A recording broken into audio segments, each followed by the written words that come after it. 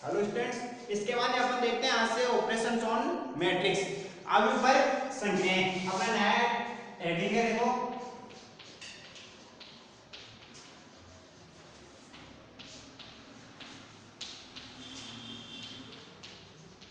आगे पर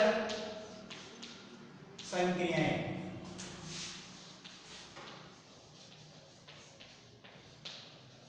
operations on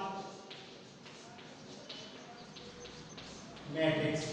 देखो आगे पर संख्याएं, आगे पर संख्याओं का मतलब होता है कि दो आवेशों का योग कैसे किया जाता है, दो आवेशों को घटाया कैसे जाता है, दो आवेशों को गुणा कैसे किया जाता है, दो मतलब कि आवेशों को अदिश गुणा कैसे किया जाता है। तो सबसे पहले बात करता हूं मैं योग की। दो आवेशों को आपस में जोड़ा कैसे जाता है, मतलब योग एडिशन।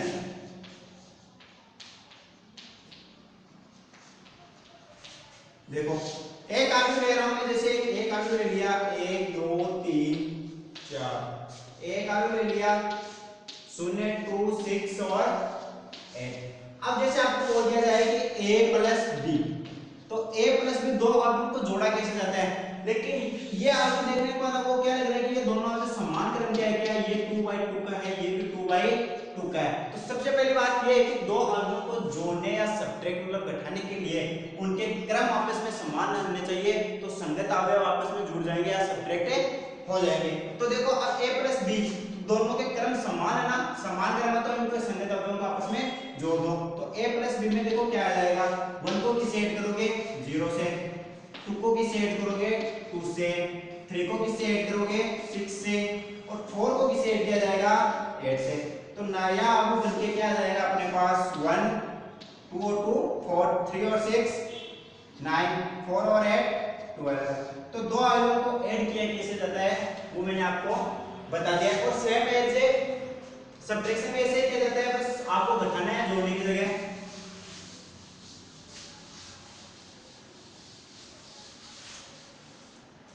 देखो दूसरा है घटाना या व्यवकलन, जिसे हिंदी में भी कहा जाता है।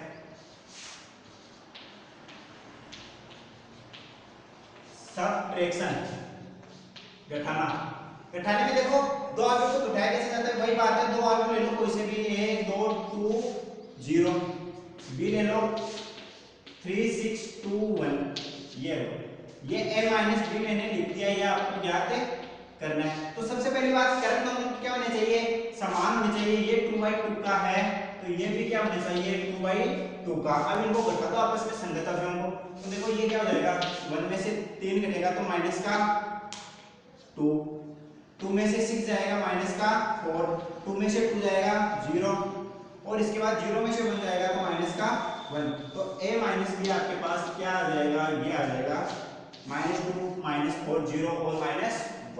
अब देखो इसके बाद में देखते हैं, योग हो गया, घटाना हो गया, अब देखते हैं गुणा।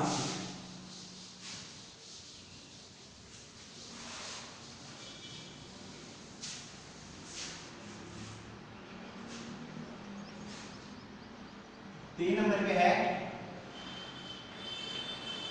गुणन।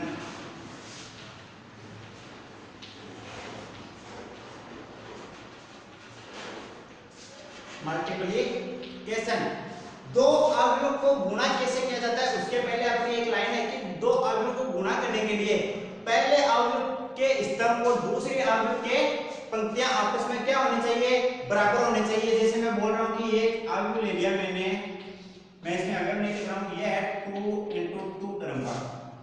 एक अवयव ले लिया मैंने 2 × 3 क्रम का। तो इसमें देखो इस अवयव में स्तंभ कितने हैं, पहले अवयव में 2, और इस अवयव में पंक्तियां कितनी हैं 2, तो ये आपस में गुणा होंगे, तो ये आपस में गुणा होंगे 2 × 2 × 3। तो कॉमन देखो क्या आ रहा है, 2 × 2 कॉमन आ रहा है ना, तो इसके बाद में इन दोनों अवयवों को गुणा करने के बाद जो नया अवयव बन के आएगा उसका क्रम हो जाएगा 2 × 3। ये जब आप क्वेश्चन सोल्व करेंगे तो आपको पता चल जाएगा। पहली बात ये है कि गुणा करने के लिए अपने पास अवयव होने कैसे चाहिए। अब देखते हैं गुणा करने की बात में आते हैं। तो देखो गुणा करते हैं, जैसे एक अवयव लिख दिया मैंने a b c d, और एक अवयव लिख दिया मैंने x y p और q। अब मैंने आपसे बोल दिया कि a b याद करो, इन दोनों अवयवों को आपस में गुणा करो। तो दोनों अवयव को गुणा करने के लिए देखो कैसे अपन संख्याएं लगाते हैं, मतलब कैसे गुणा करते हैं। तो दो अवयव को गुणा करने के लिए पहले अवयव की पंक्ति और दूसरे अवयव का स्तंभ। अब देखो इनको गुणा करते हैं, ए बी बराबर पहले अवयव की पंक्ति लेते हैं, दूसरे अवयव का स्तंभ लेते हैं। तो एक को x से गुणा करेंगे तो क्या आ जाएगा ax, b को p से गुणा करेंगे प्लस b और p। तो ये बन गया अपने पास पहला अवयव पहली पंक्ति और पहले स्तंभ से। अब दूसरा अवयव आएगा ना यहाँ पे, तो वो दूसरा अवयव देखो कैसे आएगा, पहली पंक्ति रहेगी पहले अवयव की, तो लेकिन यहाँ पे स्तंभ चेंज हो जाएगा। स्तंभ कौन सा आएगा, सेकंड स्तंभ आएगा। वो देखो कैसे गुणा होगा, a को y से गुणा करो ay प्लस b को q से गुणा करो b3, ये सेकंड अवयव आ गया। अब देखो नीचे अवयव आएगा तीसरा, वो कैसे आएगा, दूसरी पंक्ति ले लो यहाँ से और इसको पहले स्तंभ से गुणा कर दो। c को x से गुणा करेंगे cx प्लस dt, ये हो गया तीसरा अवयव। अब देखो दूसरी पंक्ति को इसी स्तंभ से गुणा करो तो cy प्लस dq, ये आ गया अपने पास चार अवयव। इसका क्रम क्या हो जाएगा 2 into 2। क्रम देखो कैसे हो गया, यहाँ पे 2 into 2 क्रम का है, यहाँ पे भी 2 into 2 क्रम का है। जब इन दोनों को गुणा किया जाएगा तो 2 into 2 into 2 into 2 कॉमन क्या आ गया 2 2, और इसके बाद जो नया अवयव बन के आएगा उसका क्रम हो जाएगा 2 into 2। तो दो अवयवों को गुणा कैसे किया जाता है मैंने आपको बता दिया, इसको नोट कर लो आप, एग्जांपल लेके मैं आपको बता देता हूँ।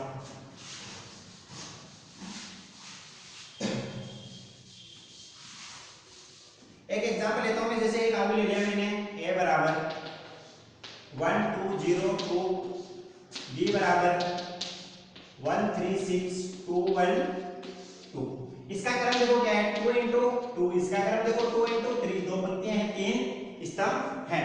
तो अब देखो इन दोनों को गुणा किया जाएगा तो 2 into 2 2 into 3, तो 2 into 2 तो कॉमन आ गया।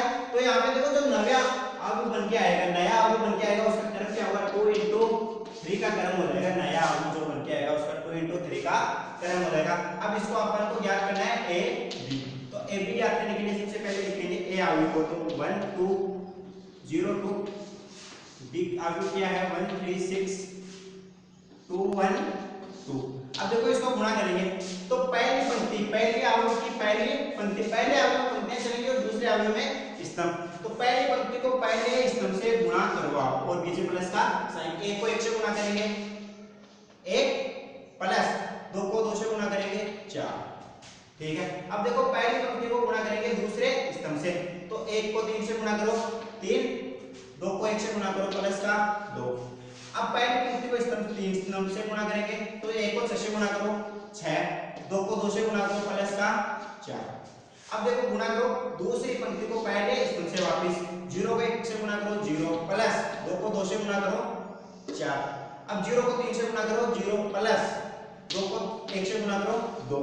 अब गुणा करो 0 को 6 से, तो 0 प्लस 2 को 2 से 4, ये आ गया आपके पास। प्लस इनको ऐड कर दो, 1 और 4 5, 3 और 2 5, 6 और 4 10, 0 4 4, 0 और 2 2, 0 और 4 वापस 4। तो ये नया अवयव बन के आ गया अपने पास ए बी, जो इसके अवयव आए हैं और इसका क्रम क्या है, वो तो पंक्तियां होती हैं इस नंबर जो हमने यहाँ पे देखा था कि क्रम क्या आएगा, वही क्रम अपने पास आ गया। तो अवयवों को गुणा कैसे किया जाता है मैंने ये आपको बता दिया। अब इसके बाद में देखते हैं अदिश गुणन।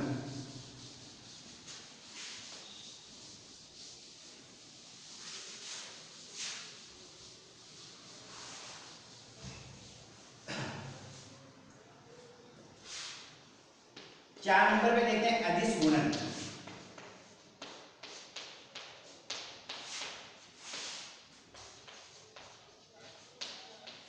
स्केलर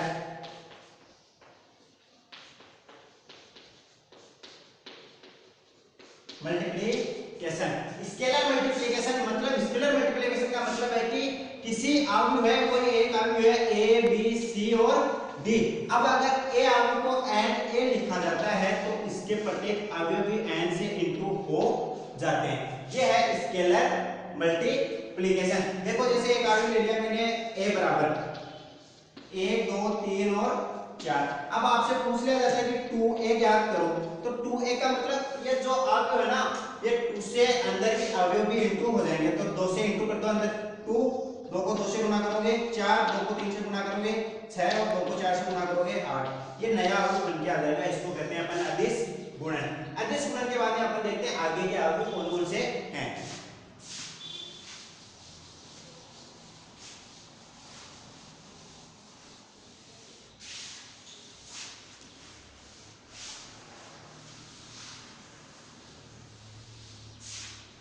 अपनी नई हेडिंग है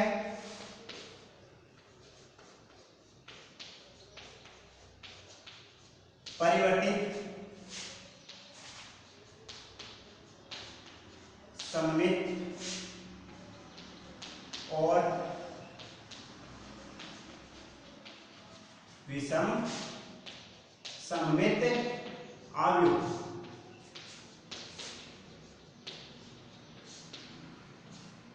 परिवर्तित सममित और विषम सममित आव्यूह। परिवर्तित को इंग्लिश में कहते हैं ट्रांसपोज, सममित को कहेंगे सिमेट्रिक एंड विषम सममित स्क्यू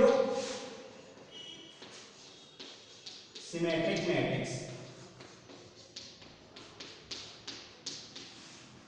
अब देखो परिवर्तित सममित और विषम सममित मैट्रिक्स किसे कहते हैं। तो सबसे पहले अपन लिखते हैं परिवर्तित मैट्रिक्स। परिवर्तित की बात करते हैं सबसे पहले। परिवर्तित का मतलब जहां पे एक मैट्रिक्स की पंक्तियों को स्तंभों में चेंज किया जाएगा और स्तंभों को पंक्तियों में चेंज किया जाएगा तो वही मैट्रिक्स अपने परिवर्तित मैट्रिक्स कहलाते हैं। जैसे मैं एक मैट्रिक्स ले लेता हूं A B C X Y Z। अब बोल दिया जाए कि इस मैट्रिक्स का ट्रांसपोज करो, आप ट्रांसपोज करो।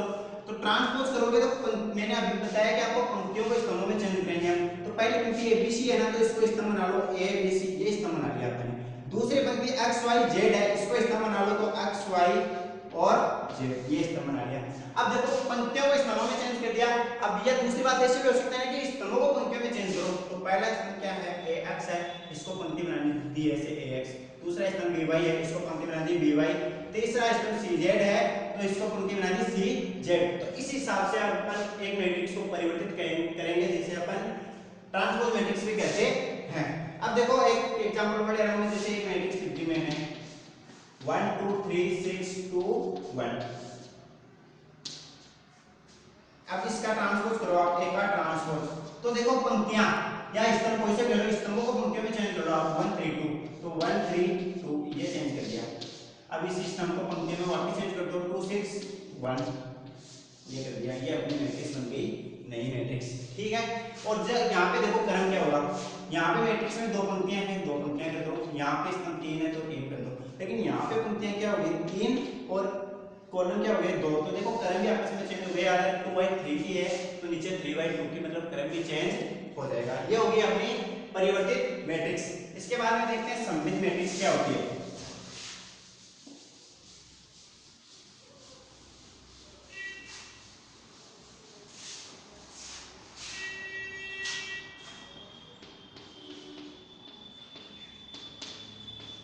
सममित की बात करते हैं। सममित का मतलब है कि जब किसी मैट्रिक्स का ट्रांसपोज किया जाएगा, जब किसी मैट्रिक्स का ट्रांसपोज किया जाएगा अगर फिर भी हमें वही मैट्रिक्स प्राप्त हो रही है तो वह एक सममित मैट्रिक्स है।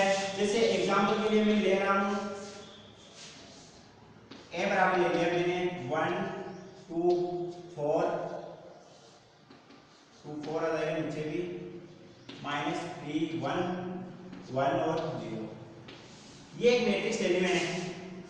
अब देखो सममित मैट्रिक्स का मतलब कि जब किसी मैट्रिक्स का ट्रांसपोज किया जाता है, अगर उसके ट्रांसपोज करने के बाद वही मैट्रिक्स प्राप्त होती है तो उसे सममित मैट्रिक्स कहते हैं। जैसे ये A है, इसका ट्रांसपोज करो आप, एक का ट्रांसपोज करो तो पंक्तियों को स्तंभों में चेंज करो या स्तंभों को पंक्तियों में। ये पहली पंक्ति है, इसको स्तंभ बना लो आप 1 2 4। ये दूसरी पंक्ति है, इसको स्तंभ बना लो आप 2 3 1। ये तीसरी पंक्ति है, इसको स्तंभ बना लो आप 4 1 0। ये देखो एक का ट्रांसपोज करने के बाद भी क्या ए प्राप्त हो रहा है, ये सर ये का ट्रांसपोज करने के बाद भी ए प्राप्त हो रहा है तो ये एक सममित मैट्रिक्स है। देखो 1 2 4 1 2 4 2 3 2 -3 1 2 -3 1। 410 तो सममित मैट्रिक्स किसे कहते हैं आप इसको नोट कर लो। इसके बाद देखते हैं विषम सममित।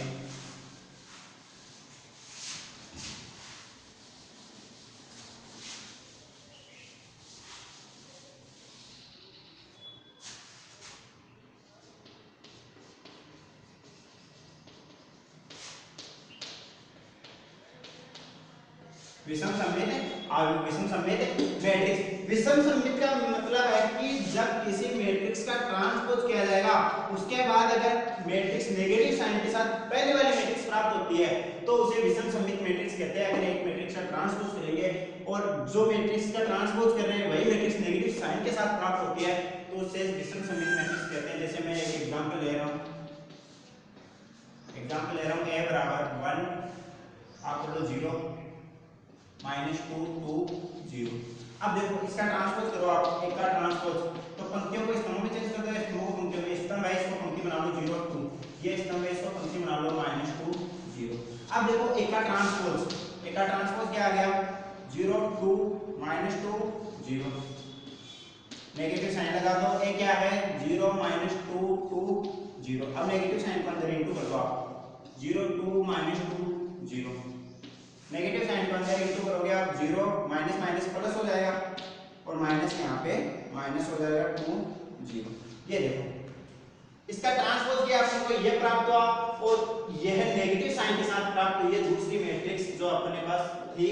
तो इसको आप विषम सममित मैट्रिक्स कहते हैं। मतलब कि एक मैट्रिक्स का ट्रांसपोज करने के बाद अगर अगली मैट्रिक्स नेगेटिव साइन के साथ प्राप्त हो तो उसे विषम सममित मैट्रिक्स से कहते हैं। इसको आप नोट करो, इसके बाद देखते हैं।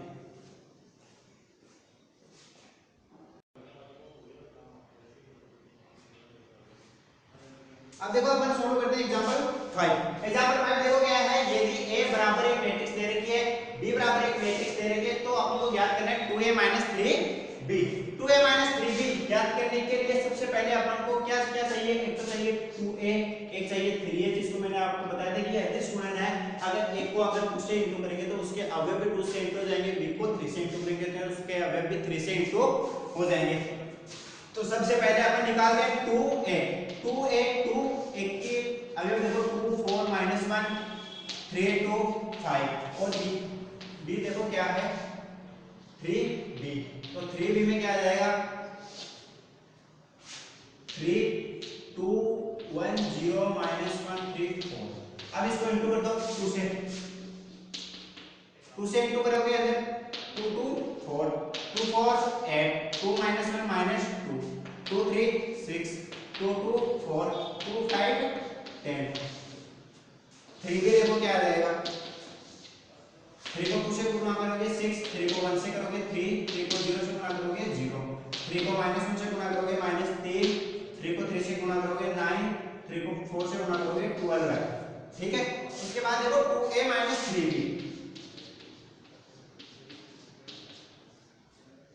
2a 3b तो 2a की जगह देखो क्या है 4 8 -2 6 4 10 -3b की जगह देख लो क्या है 6 3 0 -3 9 12। ठीक है। तो यहाँ से संगत अवयव में से घटा दो, मतलब कि इनका क्रम और इनका क्रम आपस में बराबर है तो यहाँ से घटा दो। 4 में से 6 जाएंगे तो क्या बचेंगे 2 माइनस का 2 हो जाएगा। यहाँ से 8 में से 3 जाएगा तो क्या हो जाएगा 5 और -2 में से 0 जाएगा तो माइनस का 2। 6 में से -3 जाएगा तो 6 माइनस माइनस प्लस हो जाएंगे तो ये हो जाएगा 9 और 4 में से 9 जाएंगे तो ये हो जाएगा माइनस का 5 और इसके बाद 10 में से 12 को घटाओगे तो ये आ जाएगा माइनस का 2। अब देखो अपने पास जो नई मैट्रिक्स संख्या आ रही है वो ये है, मतलब इस 2a 3b की जो वैल्यू है वो ये है। यहाँ तक आप नोट करो, उसके बाद अपन अगली क्लास में देखें अपने अगले एग्जांपल।